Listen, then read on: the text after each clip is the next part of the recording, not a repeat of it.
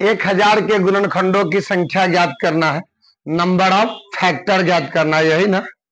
अब सुनिए, 1000 के गुणनखंडों की संख्या ज्ञात करना है,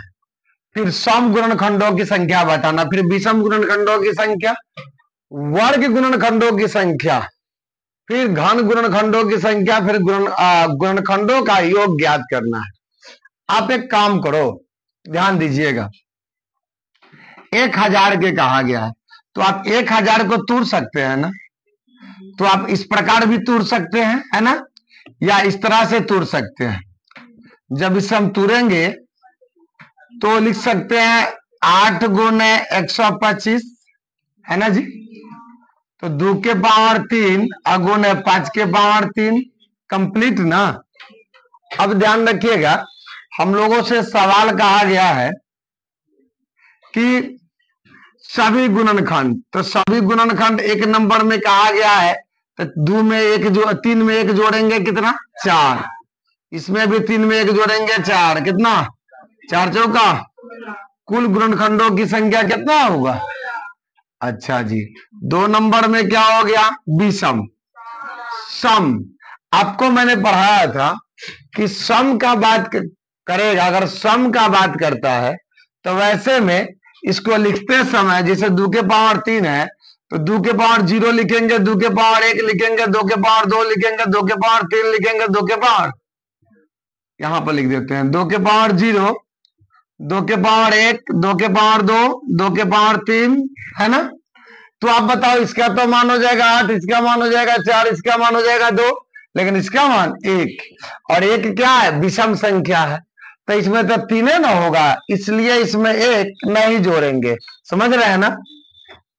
तो इसको 3 लेंगे, जब सम ज्ञात करना है तो 3 लिखेंगे, और इसमें विषम में 1 जोड़ेंगे तो 3 1 4, 4 त्याई, तो सम संख्या कितना हो जाएगा 12 गो। और 3 नंबर में लिखेंगे विषम संख्या, तो विषम संख्या के लिए अब बताइए, तो सब सम हो गया ना, इसमें एक ही सम विषम हुआ, तो कितना भी पावर हो जाएगा ना 2 पर, इसका विषम क्या गो होगा, 1 गो होगा,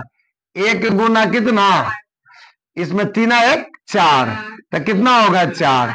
यानी सभी गुणनखंडों की संख्या 16, सम गुणनखंडों की संख्या 12 और विषम गुणनखंडों की संख्या 4 होगा।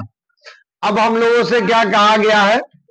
वर्ग गुणनखंड, है ना। वर्ग गुणनखंड की बात कहा तो ध्यान दीजिए, यहां पे 2 के पावर 3 गुना 5 के पावर 3 है। वर्ग के लिए भी हम आपको बताए थे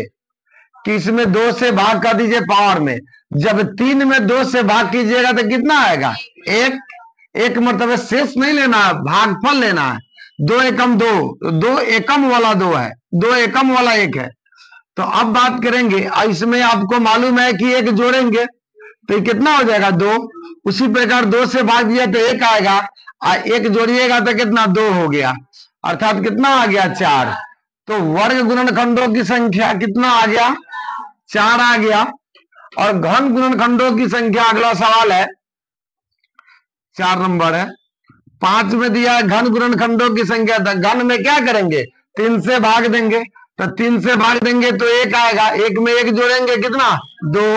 और गुना इसमें भी, इसके भी घात में भाग देंगे तो 3 में भाग देंगे, 3 से तो कितना 1, 1 में 1 जोड़ेंगे 2, 2 दूना 4 होगा। फिर आपसे बात क्या आ गया, कथी गुणनखंडों का योग ज्ञात करना है। तो आप ध्यान दीजिएगा कि 2 के पावर 3 गुने 5 के पावर 3, हम इसे जरूर लिख सकते हैं 2 के पावर 0, 2 के पावर 0, 2 के पावर 1, 2 के पावर 2, 2 के पावर 3, इस सबको प्लस, क्योंकि जोड़ करना है, योग करना है, और गुना का गुना, और इसे लिख सकते हैं 5 के पावर 0, 5 के पावर 1, 5 के पावर 2, 5 के पावर 3 लिख सकते हैं ना। तो 2 के पावर 3 करेंगे 8, 8 और 4 12, 2 एकम 2 प्लस 1 है कि नहीं। इसको बकायदा एक बार में सोल्व करेंगे तो हो जाएगा 8 और 4 12, 2 14, 1 15, और गुना 125 और 25 150, 155 ये कितना, 156 गुना करेंगे तो आएगा 15 छक 90 के 0 हाथ में 9, 15 15 225 और 9 234। ठीक है ना, कितना आ जाएगा 2340। इस प्रकार हम इन सभी क्वेश्चंस को बना सकते हैं।